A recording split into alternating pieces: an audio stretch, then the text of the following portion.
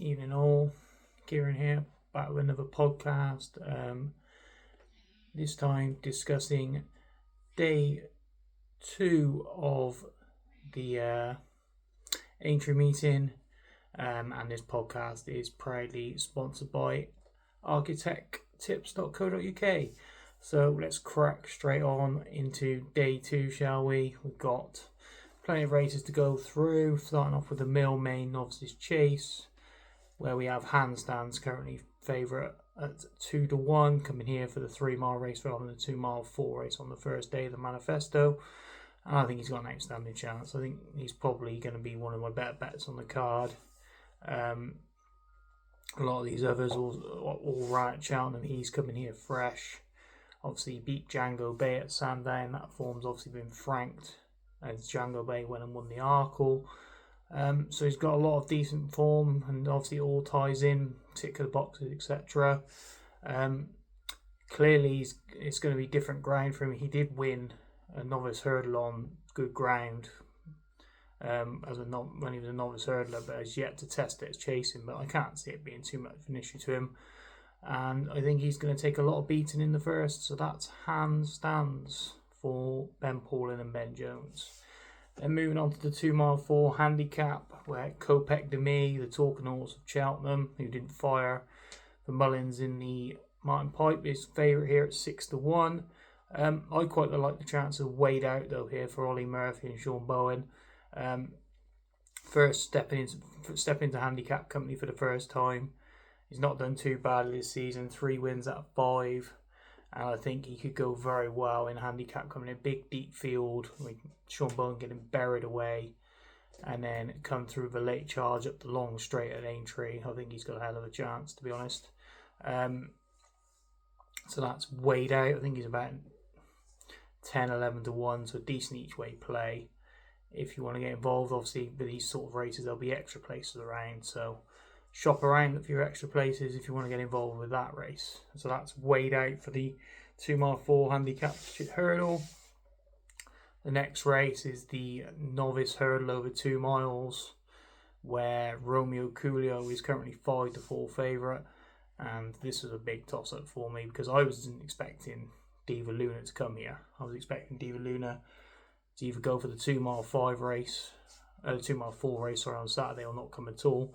She comes here, and also obviously, and then everybody knows that I've been banging on about Tripoli Flyer for God knows how long, waiting for him to run at Aintree. He comes here now, and he will be my selection in the race, despite Diva Luna being in the race. I just think he ticks all the boxes. I know he's not been the best of jumpers, and he's been outpacing his races, but the way he's come home and the way he's finished out his races, he looks, if he can put it all together, he is going to be some animal, this boy. I really do. I think if he does put it all together on Friday, I think we're going to see some performance. If he jumps well, he travels like, I can't remember at Musselburgh, when I watched it at Musselburgh, and he looked outpaced turning out the back, and he looked beat, and then next thing you know, he's 15 lengths clear and it's game over. And it was similar in the Dove Cup when he won that. He hit everything out of the ground all the way, but just kept travelling and kept fighting, back on the bit, and Johnny couldn't pull him up in the end. He's just a very talented horse, and hopefully he can put it all together on Friday. 3-1 currently, but we'll wait until prices come out Friday morning to see what price we get. But I think he's got a live chance for sure, and that'll be Tripoli Fly. He's going to, again, like Handstands, he'll probably be one of my stronger bets on Friday. And then the 4th race we move on to is the Melling Chase. Now, there's only 4 runners, unfortunately, in this race. I won't be able to bet it. John Bond, 8-15, and then you've got Al Fabiolo in there. Now, if you could fully say that Al Fabiolo was back, I'd be willing to back him here against John Bond, who's obviously come off the back of getting beat in the Champion Chase. Obviously, John Bond won this race last year. I potentially would back Al Fabiolo, but because of the setbacks he's had, and he was disappointing last time out as well, I'm willing to leave him alone and just leave the race alone and watch and see what happens. But if the Al Fabiolo comes back, who we know he can be, I think he could be a danger to John Bond here. but I'm not willing to back him at those prices, so I'm going to leave the race alone. And then we move on to the Topham Chase, the 5th race on the card, over the Grand National Fences. Now, unlike the Fox Hunters on day one, I have got one in here, and I'm quite sweet on this, to be honest. And it's Chantruse of Henry de Bromhead's, and Darrell O'Keefe will take the ride. 7th in the race last year, but that doesn't tell the whole story. He made an absolute Horlicks of the 14th, and somehow, some way, the jockey managed to stay on board, and then he's basically got nursed down the rest of the next few fences, and basically just about, and he's coming home best of the rest, and finished 7th with a clear round of jump, and he's back to the same mark that he was when he ran off in this race last year of 136. And I think if he gets a clean round of jumping this time, I think he could be easily in the frame, if not a chance of winning this. 14-1 currently. I think you can get, obviously on the day you'll get 5-6 places in this race, I would have thought. The fact that it's 7-8-1 the field, and he would definitely be a chance for me. If you can get the 6 places, then we'll definitely have a dip big time each way on Chantruse for Henry de Bromhead. And then 2 more races to go. The Sefton Novices Hurdle, where Mr. Mega is favourite at 4-1. I quite like Moon Rocket here, and people that have followed me know that I'm quite sweet on this horse. I've liked him all season. Obviously won twice this season, and obviously second last 2 times. First to the Yellow Car, beating a neck in the River Don up at Doncaster. The Yellow Car's since gone on and finished 4th in the Albert Bartlett, so there's no shame in that form. And then he ran a bit of a disappointing race last time, Moon Rocket, when sent off favourite at Haydock, where he was only 2nd behind Battleborn Lad, who obviously reopposes here. But I'm willing to give Moon Rocket another chance. He didn't exactly jump well that day, and I think if he scrubs up in his jumping, I think he could have a big squeak here, and he's definitely an each way play for sure in the Sefton Novices Hurdle, and that's Moon Rocket of Kim Bailey's. And yeah, and then the last race, the Conditional Jockeys Race, Handicap Hurdle. Affadil's favourite in the air of 13-2.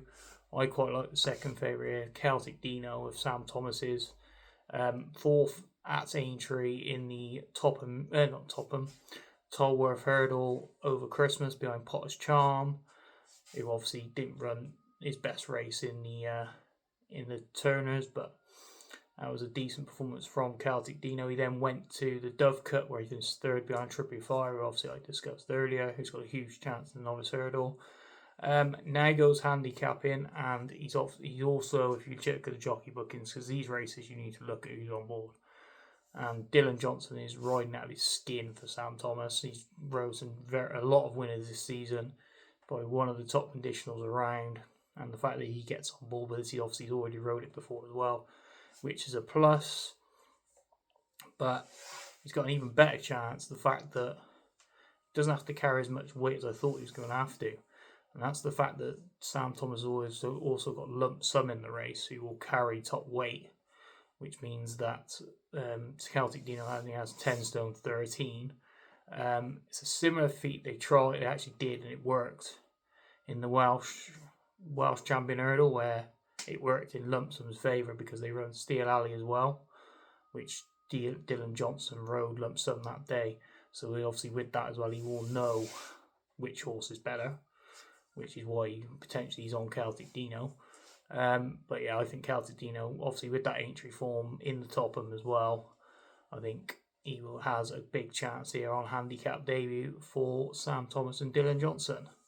So to quickly review my selections, we have in the Mildmay Novices Chase, we have handstands. Then we have in the handicap over 2 mile, handicap hurdle over 2 mile 4, we are going with, my brain's gone, Weighed Out. And then the Novices Hurdle over 2 miles, we're going with Triply Flyer. He will probably be my nap of the day as well. I really can't wait to see this boy again. No bet in the Melling Chase. We'll just sit and watch that race. The Topham, we like Chantruse for each way play for Henry de Bromhead. The Sefton Novices Hurdle, we're going with Moon Rocket again, an each way play for Kim Bailey. And in the last race, the Conditional Jockeys Handicap Hurdle, we're going with Celtic Dino for Sam Thomas and Dylan Johnson. So that's it. I will be back tomorrow night with another video for day 3, which will obviously include my Grand National selections. I will put up 3 for the Grand National. I know many people say, how many are you going to put up? I will put up 3. So yeah, I hope you can all join me for that video. If you did enjoy this video, please like and subscribe to the channel. It'd be great to follow. Thanks again to architecttips.co.uk for sponsoring the channel, and best of luck with your bets at Aintree tomorrow and on Friday, guys, and happy punting.